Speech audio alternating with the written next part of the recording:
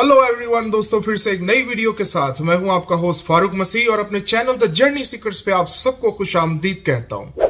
दोस्तों, हर बार की तरह कोशिश किए जा रहा हूं कि किसी तरीके से आप लोगों के साथ बेहतर से बेहतर कंटेंट शेयर किया जाए और अच्छी से अच्छी नॉलेज आप लोगों के साथ शेयर की जाए कि किस तरीके से एक आम शख्स माल्टा में आ सकता है और वो अच्छे से अच्छे रोजगार की तलाश में है। तो प्लीज ये ऐसी वीडियोस मेरी देखता रहे।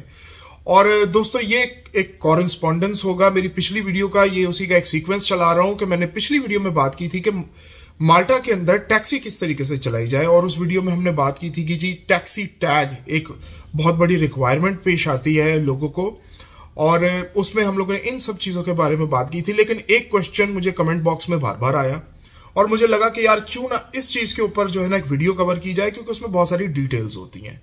हम आज की वीडियो में बात करेंगे तो जी एक ऐसा इंडिविजुअल जो कि किसी कंपनी के साथ काम नहीं करना चाहता, जो किसी एम्प्लॉयर के साथ 50-50 नहीं करना चाहता, बनिस्बत के वो अपनी खुद से टैक्सी लेना चाहता है और वो अपनी कंपनी को रजिस्टर करना चाहता है।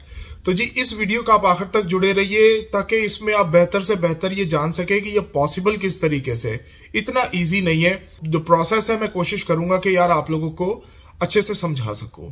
तो दोस्तों, मजीद ऐसी इंफॉर्मेटिव वीडियोस के लिए प्लीज मेरे चैनल को लाइक, सब्सक्राइब और शेयर करना ना भूलिए। और ये इस तरीके से है जी कि अगर आपने अपनी कंपनी रजिस्टर करनी है, आपने खुद से टैक्सी चलानी है, तो आपको ये कंपनी रजिस्टर होनी चाहिए। और सबसे पहली चीज जो आपको दरकार होती है वो ऑपरेटिंग लाइसेंस आता है, जिसे LPTS लाइसेंस कहते हैं। LPTS लाइसेंस के साथ आप अपने नाम पर टैक्सी खरीद सकते हैं। और एक चीज आप क्लियर कर लें दोस्तों कि ऐसा नहीं है कि आप अपनी गाड़ी खरीद लें और फिर बाद में आप सोच बना लेंगे जी कि आपको ये गाड़ी टैक्सी में लगानी है। नहीं, आपको पहले ही सोच बनानी पड़ेगी कि आपको टैक्सी में लगानी है ताकि उसकी नंबर प्लेट ही वो रजिस्टर्ड हो। और बाद में आपकी नंबर प्लेट रजिस्टर करने का बहुत एक लेंथी प्रोसेस है और वो ना होने के बराबर है। तो आप मेक श्योर कर लें कि LPTS लाइसेंस हो और आप टैक्सी का अकीदा करके जाएं कि आप टैक्सी लेने जा रहे हैं। दूसरी नंबर पे चीज आ जाती है जी आपने टैक्सी तो ले ली, अब फर्दर क्या करें। उसके बाद आपको टैक्सी टैग चाहिए, उसके बाद आपको आपका ड्राइविंग लाइसेंस चाहिए। मैं इस वीडियो में इंश्योरेंस के ऊपर बात नहीं करूंगा कि टैक्सी वालों को इंश्योरेंस कितनी चाहिए, वो हम लोग एक और वीडियो बनाएंगे जिसमें प्रोटोकॉल्स के ऊपर बात करेंगे। और इसमें हम जी बात कर रहे थे कि ड्राइविंग लाइसेंस आपके पास EU का होना चाहिए। अब ये तो सीधी सीधी एक सिंपल सी शर्तें होगी कि जी हमारी जेब में पैसे हैं, टैक्सी ले लें। नहीं, ये ऐसा पॉसिबल नहीं है, इसके लिए कुछ डॉक्यूमेंटेशन रिक्वायर्ड है। अब जो LPTS का लाइसेंस है, ऑपरेटिंग लाइसेंस, वो सिर्फ और सिर्फ EU के पासपोर्ट होल्डर को मिल सकता है या तो आपके पास लॉन्ग टर्म हो। अगर आपके पास 5 साल गुजारा है आपने माल्टा में और आपके पास लॉन्ग टर्म है, या आपके पास लॉन्ग टर्म किसी और EU स्टेट का भी है, तो भी ये पॉसिबल है।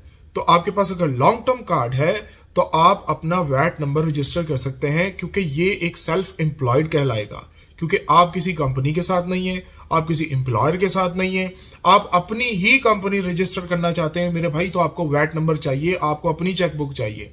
तो इस सूरत के अंदर आपके पास वैट नंबर होना चाहिए, तब ही आपके पास LPTS का लाइसेंस आप अप्लाई कर सकते हैं। और फिर आप इंस्टॉलमेंट पे चाहे टैक्सी खरीद लें, और उसके बाद आपके पास अगर टैक्सी टैग है और आपके पास लाइसेंस है और अगर आपने इंश्योरेंस वगैरह कवर की और फर्दर डॉक्यूमेंट्स जो भी हैं, जिस तरीके से आप ये भी कह सकते हैं कि आपके पास अपना गैराज होना चाहिए, नहीं तो आपका लीजिंग पे पूरे साल का गैराज होना चाहिए, आपने किसी पे रेंट पे लिया होना चाहिए। आपकी टैक्सी अगर भाई सड़क पे खड़ी नजर आ गई तो उसको 100% चालान पड़ेगा, और बहुत बड़ा बड़ा चालान पड़ता है यहाँ पर माल्टा के अंदर। और ये थी मेन चीजें।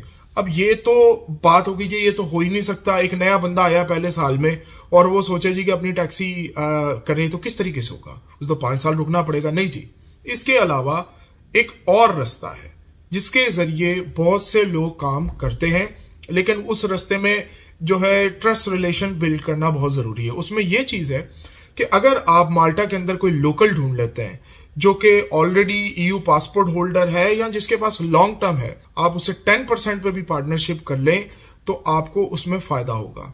अगर लेट्स से कि गाड़ी भी आपने अपने पैसों से खरीद ली, उसके बाद आपकी तमाम चीजें आपकी हैं, लेकिन ये नाम उस बंदे पे है, तो फिर आप उसके साथ, क्योंकि वो भी एक आपकी श्योरिटी दे रहा है, तो आप उसके साथ डीलिंग कर सकते हैं। आप 50-50 नहीं, आप 10-90 भी कर सकते हैं। आप उसे 10% भी देते रहेंगे और 90% आप कमाते रहेंगे। तो आई थिंक ह्यूज चंक है 90%, क्योंकि माल्टा के अंदर जो बड़ी गाड़ी चलाते हैं, जो एयरपोर्ट के ऊपर चल रही होती है, जिसे 6 सीटर कहते हैं, उसके अंदर महाना जो टैक्सी वाले हैं वो लगभग 5,000 से 6,000 यूरोज इजीली बनाते हैं। क्योंकि ज्यादातर लोग जो हैं वो माल्टा के अंदर एक ग्रुप में आते हैं, सिंगल्स आते हैं ग्रुप के अंदर। ये जैसे सीजन है और इसके अंदर ये होता है जी कि बहुत सारे लोग आए तो एक एक टैक्सी करने के तो बहुत महंगी पड़ती है, तो ग्रुप इन में करते हैं। लेट्स से आपको नॉर्मल टैक्सी 12 यूरो की पड़ी है, तो सब मिलके 16 यूरो की पड़ गई, तो बेहतर हो गया ना। जबकि दो कपल अगर 12-12 की करे वो तो 36 यूरो पे पड़ जाएंगे, वो तो बहुत महंगा हो जाएगा। तो इस तरीके से लोग ज्यादातर कोशिश करते हैं कि ग्रुप में ही जाएं, एक कमरे के अंदर सारे शेयर करें, घूमें फिरें, टैक्सी भी वो शेयर कर लें, क्योंकि जाना तो एक ही जगह पे होता है।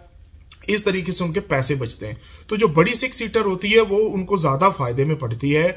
और इसके अलावा एसयूवी का बहुत ज्यादा ट्रेंड है माल्टा के अंदर, ये भी बहुत ज्यादा होती हैं। और मैंने ये आपको क्लियर कट एक बताया।